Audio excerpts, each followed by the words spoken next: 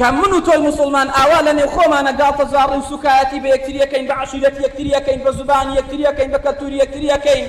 بخاكي يكتريا كين بسر الريش والسماء يكتريا كين كرقاط زار بناموس يكتريا كين بو كافريك وبو بيواوريك الله والله جاء عزادي أجر قرآن بسوتين دري جاء أجر بالرزي بدين بكري نبي لا برنامج ديمقراطية شون لا لسويدا بردوام روجانا قرآن أسوتين دري بردوام سكايتي بيكري بردوام بالرزي برام برأكري والله مشو إنجيلك بشتينا توراتك بشتينا الرجانادن باشا باڵوس خانەی سوودیان ئەگەر لە بەغدا ئێستان چۆن دەنگیان لە ئێستا بە وێرانکاری و بە تێکدەری و بە تیرۆریستیان لە قەڵەمەدا بەڵام قورئانێک بسووتێنی دڵی ئەو هەموو موسڵمانە و ئیماندارەیە بریندارکەی بڵێ وەڵا ئازادیە بەڵام موسڵمانێک ئەگەر مووقیفێکی هەبێت و ڕەوی و تۆقێنەری و ترسێنەری و تیرۆریستیە بۆیە لەنێو خۆشمانە زۆر کەسی وایە خۆی بە موسڵمان پیشانە دە تا ئەو ئەندازەیەکەوە چۆن ئەڵێی بەها بەرزەکانی ئیسلامە پێی قبوڵە بۆ نمونە چاکەکردنە سەلامکردنە ڕەوشە جوانەکانە نەرمونیانی ئەڵێ ئیسلام زۆر جوانە ئیسلام پێکەوە ژیانە ئیسلام ئاینی تەبایە بەڵام وەرە سەر حدودەکانەوە وەرە سەر ئەحکامەکانی شەرعەوە ڕێک ئیسۆپێکەکە بەخوا بۆ ئێستا نابێ بەخوا برا ئەو وەحشی گەرایەتی قبوڵی نییە یان ئەڵێ لەگەڵ عەقڵی منە تێک ناکاتەوە لە ئیسلامە هیچ دەقێک نییە لەگەڵ عەقڵا تێکی نەکاتەوە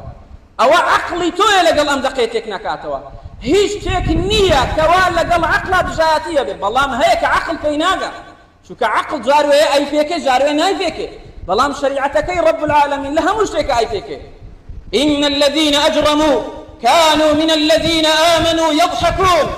وإذا مروا بهم يتغامزون رب العالمين لسورة المطففين لآياتي بيستنو لآياتي السيئة أفرمي مجرم كان منافق كافر كان صفتي أنوايا بردوان بمسلمانان في أكنن بردوان لا تجاري بمسلمانان أكن بردوان طاقي في أكنين يعني بعقليته بصر الريش وبسماء بدنداري مسلمانان في أكنن وكاتك إشكبلانا تفرن بزقيتها وكان يعني إشارة دنيكري سيري أو عقل كرتيبك سيري أو أبو الرشيبك سيري أو أفرتا نقابوش الجام رشيبك باشا ببريكانيان بشاوكانيان إشارة دنيكري قال تجاري بمسلمانان وبإيمان دارانك والله أجر أو صفة تيابي كربنا رب العالمين منافق بيتا إسا منافق بي كاك دين داري ناكي ميكا سنتك جيبا جي ناكي جيبا جي مكا